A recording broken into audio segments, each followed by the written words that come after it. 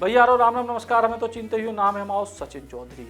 झांसी संसदीय सीट पे कांग्रेस पार्टी ने गठबंधन के प्रत्याशी को ऐलान कर दो है और ये प्रत्याशी है प्रदीप जैन आदित्य, जो पूर्व में केंद्र की सरकार में राज्य मंत्री भी रह चुके हैं। प्रदीप जैन आदित्य अब कांग्रेस और समाजवादी पार्टी के गठबंधन के तले मैदान में है। दूसरी तरफ उनको मुकाबला हुई है झांसी के सांसद और भारतीय जनता पार्टी के प्रत्याशी अनुराग शर्मा से, और जो मुकाबला कितना रोचक हुई है जो समय बताए। लेकिन फिलहाल ये बात पे आज बात करें कि प्रदीप जैन को किन वजहों से कांग्रेस पार्टी ने टिकट दी है। दरअसल समाजवादी पार्टी और कांग्रेस के बीच गठबंधन हुआ है और इस गठबंधन में झांसी की सीट कांग्रेस पार्टी को मिली है।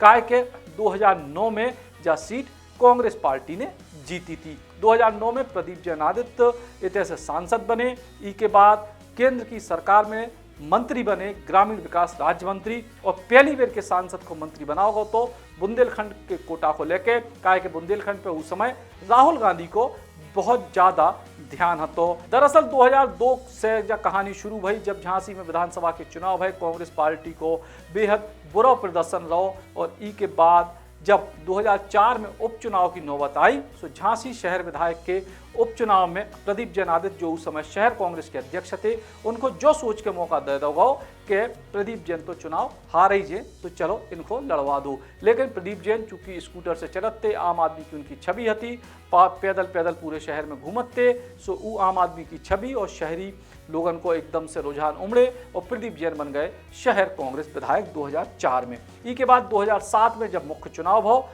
विधानसभा को, सो में प्रदीप जैन को एक बार फिर से झांसी की जनता ने मौका दो और दूसरी बार प्रदीप जैन आदित्य जो है विधायक बन गए। एक बीच राहुल गांधी की नजर पड़ी बुंदेलखंड पे, और बुंदेलखंड में राहुल गांधी ने कई सारे दौरे करे। उस समय उत्तर प्रदेश में मायावती की सरकार थी, सो प्रदीप जैन आदित्य को एक तरीके से चेहरा बनाओ कांग्रेस पार्टी ने पूरे बुंदेलखंड क्षेत्र में, और अचानक से प्रदीप जैन आदित्य राहुल गांधी की नज़रों में आए।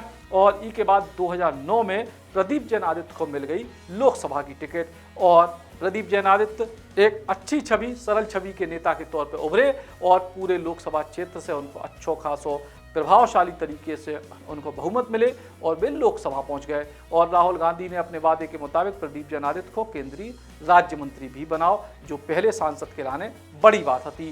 5 साल उनको कार्यकाल दो, लेकिन इसके बाद 2014 में जब मोदी की आंधी चली, सो को नहीं टिके उनके आगे, और प्रदीप जैन चौथे नंबर पर रहे इस चुनाव में। और इसके बाद प्रदीप जैन ने एक और बड़ी गलती करी, जब वे मेयर को चुनाव लड़ गए झांसी में, और उनमें भी उनको हार को सामना करने पड़े। लेकिन उसके बाद से भी प्रदीप जैन आदित्य लगातार जनता के बीच सक्रिय रहते हैं, खासतौर से झांसी ललितपुर संसदीय क्षेत्र की जनता के बीच में। और जनता के बीच उनकी कम से कम इतनी छवि तो है कि वे पब्लिक के बीच में रहते हैं, उनके बारे में बात करते हैं, उनकी सुनते हैं, उनकी आवाज़ उठाते हैं। हालांकि 2019 के लोकसभा के चुनाव में कांग्रेस पार्टी ने झांसी से चुनाव लड़े और गठबंधन में जा सीट दे दी, तो इस वजह से कोई चुनाव नहीं लड़े, और विधानसभा के बीच के चुनाव में भी कांग्रेस पार्टी को प्रदर्शन अच्छा नहीं रहा। लेकिन अब चूंकि समाजवादी पार्टी को गठबंधन भाव है कांग्रेस के संगे, सो कांग्रेस को उम्मीद है कि समाजवादी पार्टी को वोट और कांग्रेस को वोट मिलके कम से कम एक अच्छी चुनौती भारतीय जनता पार्टी को देने की स्थिति में है,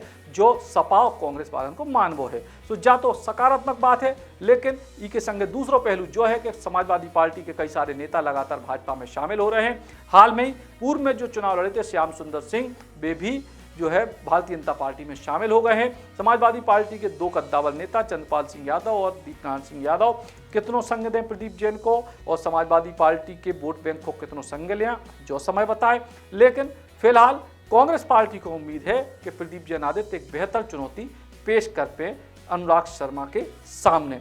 अब देखने जो ही है कि एक तरफ तो मोदी के नाम पे भारतीय जनता पार्टी के पूरे प्रत्याशी चुनाव लड़ रहे हैं, दूसरी तरफ प्रदीप जैन अपनी छवि के नाम पे अपने पुराने वे काम गिनाते हैं कि वे कृषि विश्वविद्यालय ले आए झांसी में, ई के संगे तमाम सारी ट्रेनों को स्टॉपेज ले आए, वो और भी तमाम सारी जो उपलब्धियां भी बताऊ थे, तो उन उपलब्धियों को लेके अब जनता के बीच जाए, और जो पूरा को पूरा चुनाव एक तरीके से भारतीय जनता पार्टी की तरफ से मोदी को चेहरा और कांग्रेस की तरफ से गठबंधन और संगे प्रदीप जैन आदित्य की निजी छवि, इनको लेकर जो चुनाव हुई है, रोचक चुनाव झांसी में हुई है, ऐसी दो ही पक्ष दावा कर रहे हैं। हालांकि भाजपा के लोग कह रहे हैं कि चुनाव एक तरफा है, कांग्रेस और समाजवादी पार्टी को गठबंधन कह रहा है कि हम एक बड़ी चुनौती के तौर पर सामने आए, जनता जनार्दन तय करे कि इस चुनाव में आखिर प्रदीप जैन पर दाव लगावो कितनों बेहतर साबित हुई है कांग्रेस के लाने।